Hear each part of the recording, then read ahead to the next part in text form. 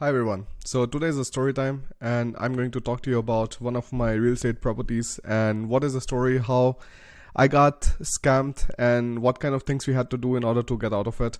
Because the thing is, like, I see a lot of these videos where everybody's saying, yeah, like, you just take some loans and then afterwards you take some kind of tenants and you will be able to pay the mortgage of your loans from the tenant's income.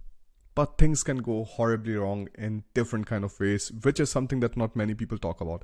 Anybody who's a serious real estate investor, they would always calculate some kind of empty period time in their calculations. That is like for how long a property might go empty.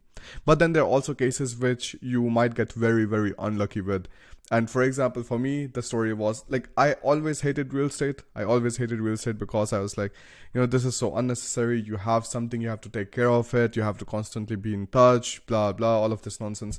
But then I was like, okay, like, bank crash is starting. So what makes sense is for me to like put the money somewhere else. So that's exactly what I did. And then at the time when we were doing all of these things, we had no idea at all that the first experience that we would have with buying a real estate property would be the experience that we would kind of not like at all. So the first experience was not that great. And that is what I'm going to tell you about and why exactly you have to watch out for when you're buying things on loan. Because the things that I told you previously, the real estate properties that we bought right now, these are not the properties that we bought via loan. Like, this is the money that we had saved up on the side and then we just like decided to buy a few. In those also, if you take a look at these two properties, the ones which are 183,000, these are still getting built. So I have paid the 30% of this and 30% will be paid in April 2024 and then another 25%, and I think then you have like 15% or something in the end that has to be paid. So this is like how it is right now, but we are having like these 7 things which are 100% stable and then another 2 ones which is from my wife. So like, of course, and one of them like we bought together when we were buying the house in Denmark. So this is how the story was. And when you're taking a look at this entire list that I have made for myself, and that is like my goal for getting the real estate income after X years. And I was calculating, okay, even if I'm able to buy just like 5 of these properties, how much is 5 of these properties? 5 of these properties would mean around, you're having to pay around 825,000 euros. So 825,000 euros worth of investments per year. Is it going to be possible every single year? I don't believe so. I mean, things are looking more and more uncertain. So maybe it is going to be possible that instead of like the 5 properties, I'm only able to buy 3 properties, which then further elongates my timeline. Or on the other hand, what could be done is instead of buying the more expensive properties, which are for these like 165, you could also buy for just 98,000. So 98,000 was the first studio that we bought in Bucharest and we had a good experience with that. But then afterwards, the rental property that we bought, that was story of its own. So let me show you what's going on. We saw this apartment on one of the listings and we saw that this is in our own complex itself, and we were like, okay, like, that looks really nice because this is how the thing looked and everything looked neat and clean and the view looked pretty nice. And I was like, okay, this is something that we can definitely rent out for a little bit more price too, because things looked pretty nice inside, right? So not a problem at all. We went on Thursday because like we generally have to travel from Denmark or Germany to Romania. It takes 2 hours, 2 days of drive for us to reach there. We reached there Thursday evening. Friday morning was the signing, and we have not seen the apartment even once. We bought this because it was pretty cheap. It was 165,000 euros, whereas like the normal prices for 2-room apartments in this complex goes for around 175,000 euros. It is a very nice area of Bucharest with a lot of businesses, a lot of there's a big mall nearby, there's public schools, private schools, and so on. So it's pretty nice.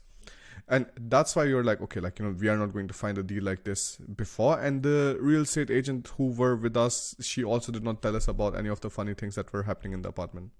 So then afterwards, like when we bought the apartment, the person said that the person who wants to,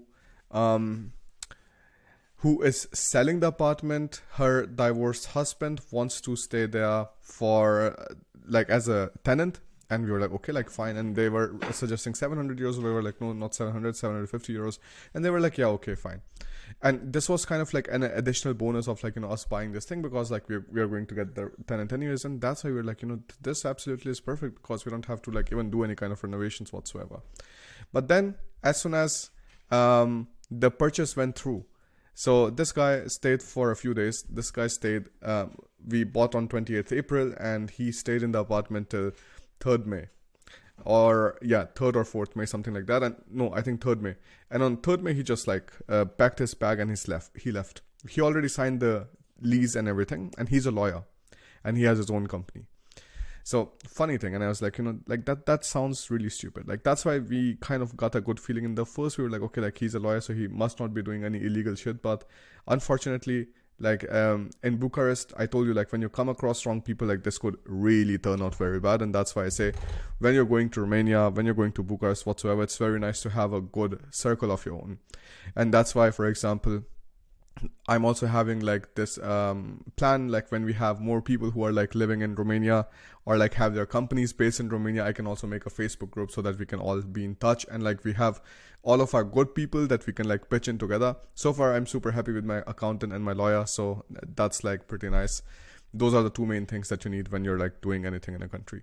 So my real estate agent who sold me the apartment and who also brokered the deal for the rent said, can I call you, Mr. This and this has an emergency, won't be able to stay in the flat, we need to find another tenant.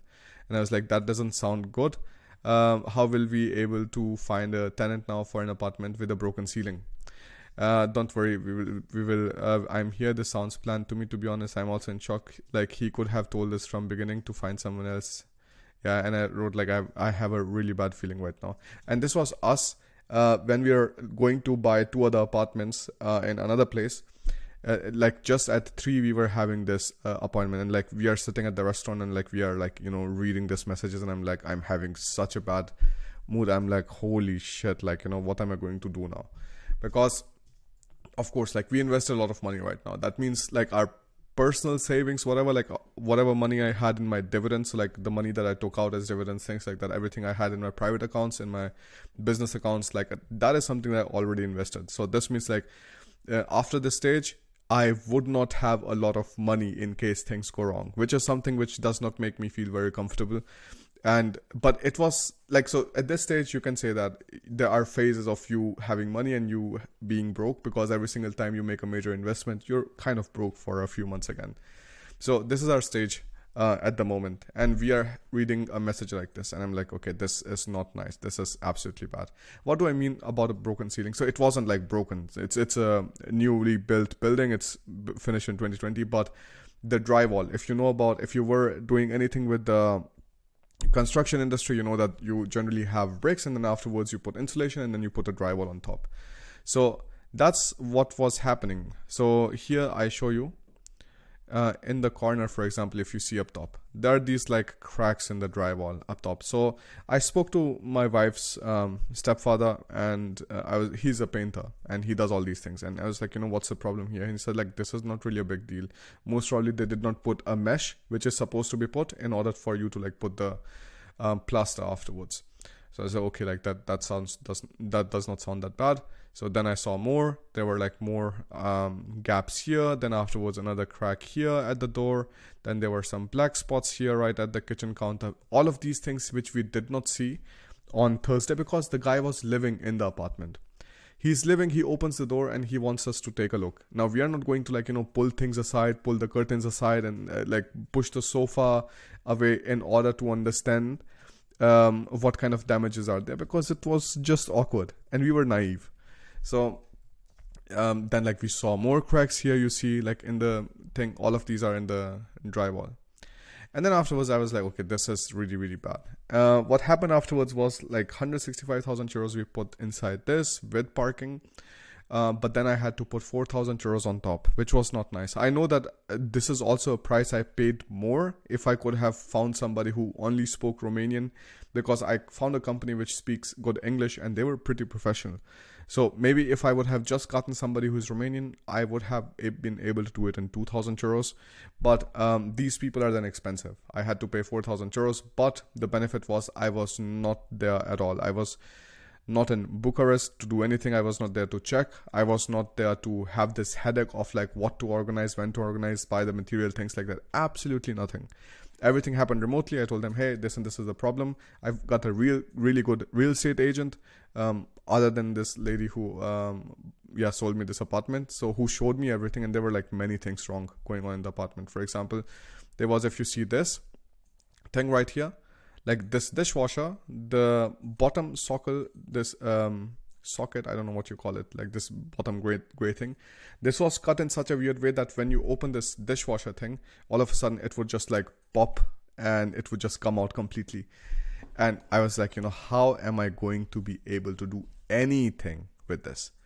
That was the entire thought all the time. But these people like which we hired for the renovations were actually pretty professional. So came, they taped everything. I know that this taping thing takes the most time and you have to do it professionally. Like you cannot half-ass that at all, because otherwise that's a bad idea. And then they had to like scrape everything out, because of course when you're like fixing the corners here, you have to make kind of cuts in the drywall, and then afterwards you have to put the mesh and plaster things and all of this stuff. But they did everything, so I'm like pretty happy about it that they did everything. And afterwards, now I already got a renter. So if you take a look at the timeline right now, the only main issue that I had was anywhere from, let me see if I'm able to write the text. Yeah. So timeline, 28th April, you see 28th April I bought the apartment. 4th May this guy moved out and like gave us the notice without paying any kind of deposit, without paying the first rent whatsoever, which he was supposed to do before 5th May, right? But we got really lucky, because then afterwards around I think 15th or 18th May, I think 17th or 18th May, we got a new tenant. And the new tenant was pretty nice, because we were able to, she was like looking for a place and she wanted to like move in already from June itself. So this meant that we just have essentially one entire month of kind of like the apartments being empty. But of course, when the new tenant comes, then you also have some kind of like extra demands, which is like you have to put the mosquito nets or something in some window. But that's like not a lot of money. I inquired, that's like maybe 260 euros. So 260 euros went there. And then afterwards I had to buy a TV, which was also around 400 euros. So these are essentially all the costs that I had afterwards to rent the apartment. But this was also then covered by the deposit itself. So it wasn't something that I was like putting money from my own pocket, at least right now. Like towards the end, when the tenant moves out, then of course you give the money away. But right now, at least like the money came in, 750 euros as a deposit. And from this 660 euros, I was able to put inside the apartment, and everything's great. And like now it is a rental property, right? So pretty nice thing. Then afterwards, like everything worked out pretty nicely. There was no drama at all afterwards. And that's why I think like maybe that this entire plan that I have for myself is not that unrealistic at all, right? That's the first idea I have. The second thing that I wanted to share in this video is that every single person who is telling you that it makes so much more sense for you to just take a loan and buy an apartment, buy a house and rent it out to somebody and completely rely on that person's ability to pay you rent, to pay the credit to your bank. That is a very, very bad idea. Like, this could be a risky idea in the sense that, if you want to, like, if you don't take risks, you don't gain anything. But this could really go into a direction when it can really, really break your back. Because times like COVID happened, when people who are earning normal salaries, all of a sudden the tenant stops paying. You saw so many people, like, declaring bankruptcy during the COVID times. So you have to always watch out for things like these and always have some buffer. If you don't have enough money to pay to your bank right now, or like, for the next 12 months, whatever, if you don't have the 12 months of credit payments with yourself right now, after buying all the apartment and things like that, then it's a very, very bad idea. Because, okay, if you're buying in a good place, it's not going to take more than maybe a month or something, 2 months for you to find a new tenant. So that's fine. But you need to have this safety buffer. You need to have this buffer in case things go wrong, things break, there's some kind of water damage. I don't know, like 100 things can go wrong. So my logic for this is like very, very different. If you're thinking about buying a real estate property, buy it with loan. Not a problem at all. No? So buy it with loan, but make sure that you have the next 12 months of credit payments in cash with yourself. Take loan, that's not an issue at all, because nobody has the money like to buy so many properties with like this kind of these kind of like, you know, money, things like that. So that I totally understand. But for example, like this is our stage right now when we had no real estate property, we had no rental income, absolutely nothing. But what would happen is if I already have a few properties, for example, if I'm already making here 10,000, 11,000 euros per month. So like this is 10,250 euros net profit. If I'm making 10,250 euros net profit every month, my ability to take risk, that is my ability to take loans and rely that this big cash flow from 7 different properties is going to pay for that 1, 2, 3 apartments that I buy now as for with a credit, right? With a mortgage.